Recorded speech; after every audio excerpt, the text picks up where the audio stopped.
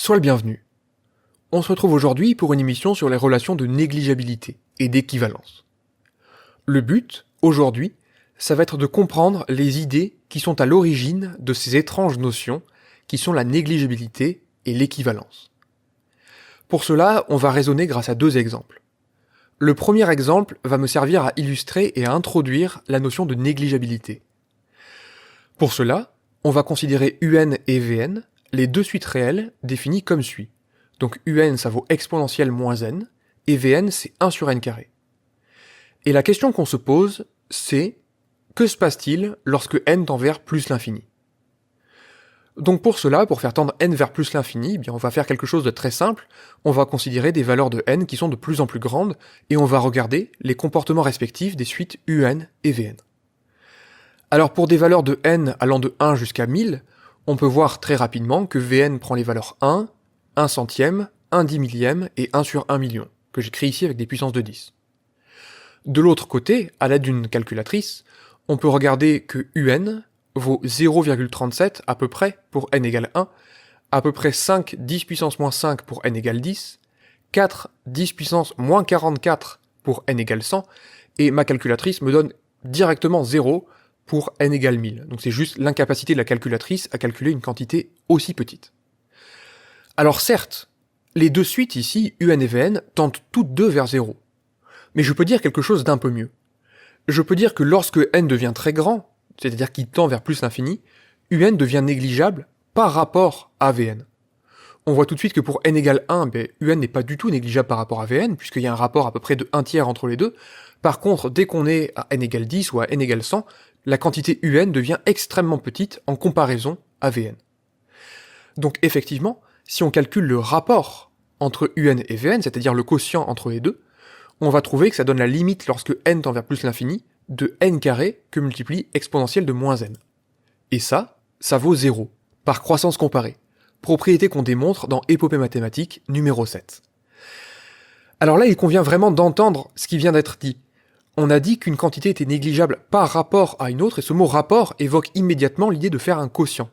Mais on a aussi parlé de comparaison, et justement, le mot croissance comparée fait référence à cette manière qu'ont, par exemple, les physiciens de comparer deux grandeurs en faisant, là aussi, le quotient. Et donc cette notion-là, de négligeabilité, va émerger de cette considération-là. Donc de cette manière, on pourra par exemple réinterpréter les croissances comparées en disant que lorsque n tend vers plus l'infini, le logarithme d'un entier n est négligeable devant n. Cela ne signifiera rien d'autre que le quotient du logarithme de n, et de n tend vers 0 lorsque n tend vers plus l'infini. Donc je vais réemployer une nouvelle fois cette étrange notation en disant que exponentielle moins n, c'est un petit taux de 1 sur n carré. Donc cette notation-là, cette notation petit taux, a été introduite par le mathématicien allemand Landau. Et ça ne signifie qu'une seule chose. Dire que UN est un petit taux de Vn, ça équivaut à dire, par définition, que la limite quand n tend vers plus l'infini du quotient UN sur Vn est égale à 0. Ce qui ne fait que généraliser le phénomène qu'on a pu observer sur ce premier exemple. Le deuxième exemple qu'on va considérer dans cette émission concerne la relation d'équivalence. On va considérer pour cela deux suites, UN et Vn, deux suites réelles qui vont être définies par UN est égal à n carré, et Vn est égal à n carré plus n plus 1. Et on reprend exactement la même question. Que se passe-t-il lorsque n tend vers plus l'infini? Et on va reprendre pour cela exactement la même méthode d'investigation. Donc pour la suite UN, eh bien c'est très simple, lorsque n vaut 1, UN vaut 1, puis lorsque n vaut 10, ça vaut 10 puissance 2, 100, pour n égale 100, ça vaut 10 puissance 4, et pour n égale 1000, ça vaut 10 puissance 6. De l'autre côté, pour Vn, eh bien c'est très facile à calculer là aussi. Pour n égale 1, ça vaut 3, puis 111, puis 10 101, puis 1 1001. Donc c'est absolument génial, on a l'impression d'écrire en binaire, mais en fait pas du tout. Alors, qu'est-ce qu'on observe? Eh bien, je vais oser écrire que lorsque n tend vers plus l'infini, la différence entre UN et Vn s'amenuise. Alors cette phrase-là, telle qu'elle, peut te laisser extrêmement sceptique. Tu te dis, mais comment ça, la différence s'amenuise? Si je calcule la différence entre UN et Vn pour n égale 1, eh bien j'ai une différence de 2. Puis entre 111 et 100, eh bien j'ai une différence de 11. Puis la différence suivante, c'est une différence de 101, puis celle d'après, une différence de 1001. Donc, loin de s'amenuiser, la différence entre UN et Vn tend même vers plus l'infini, lorsque n tend vers plus l'infini. Mais en fait, la phrase que j'ai commencé à faire était incomplète.